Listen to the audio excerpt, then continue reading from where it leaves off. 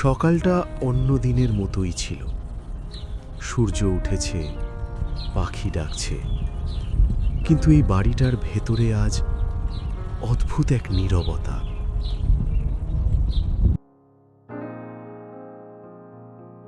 বাবা, স্কুলে যাবি না আজও?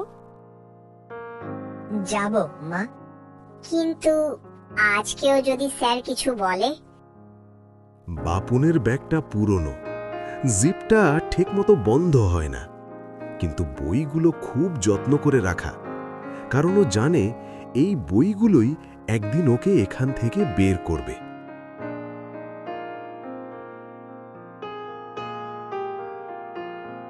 কিছু বললে মাথা নিচু করে থাকবি। আজ না হয় কাল ঠিক হয়ে যাবে। আজ না হয় কাল, এই কথাটা এই ঘরে অনেক দিন ধরে ঘুরে বেড়াচ্ছে।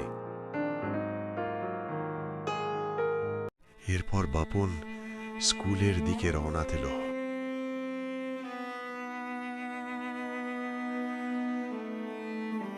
বাপন, দালা। হ্যাঁ স্যার।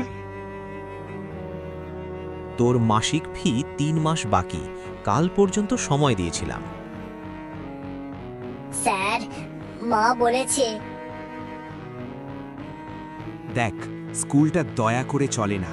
ফি দিতে না পারলে আজ থেকে ক্লাসে বসতে পারবি না। ক্লাসরুমটা হঠাৎ খুব বড় হয়ে গেল।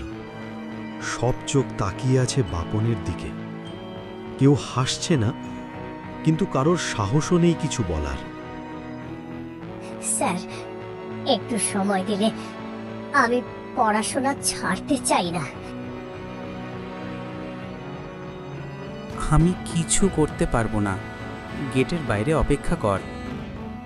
বাপন ব্যাগটা কাঁধে নিয়ে হাঁটতে থাকে। পা দুটো ভারী হয়ে গেছে। স্কুলের গেট পেরোনোর সময় ও একবার পেছনে তাকায়।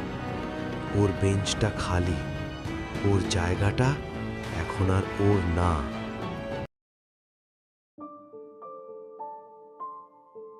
ফেরত এলি এত তাড়াতাড়ি? আজ কি হাফ ডে? হ্যাঁ মা, আজ একটু তাড়াতাড়ি ছুটি। মিথ্যে বলাটা বাপনের অভ্যেস না, কিন্তু আজ সত্যিটা বললে মায়ের চোখে ভাঙন নামবে, এই ভয়টাও নিতে পারেনি। রাত হলে সবাই ঘুমায়, কিন্তু গরিবের ঘরে ঘুম আসে দেরিতে। বাপন বই খুলে বসে। আগামী দিনের পড়া, যে দিনটার অস্তিত্বই নেই। আমি কি সত্যি আর স্কুলে যাব না?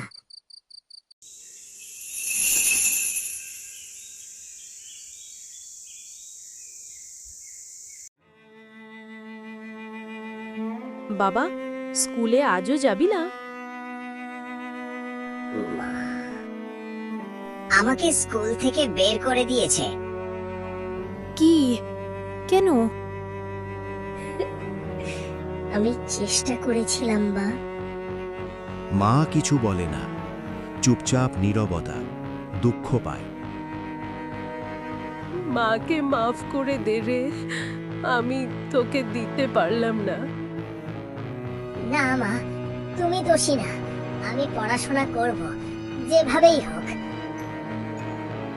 সেদিন থেকে বাপন সকালে কাজে যায়, বিকেলে বই খুলে বসে। স্কুল নেই, কিন্তু স্বপ্নটা এখনো আছে। সব বাচ্চা স্কুল ছাড়ে না ইচ্ছায়, কেউ কেউ ছাড়ে কারণ তাদের হাতে আর কোনো পথ থাকে না।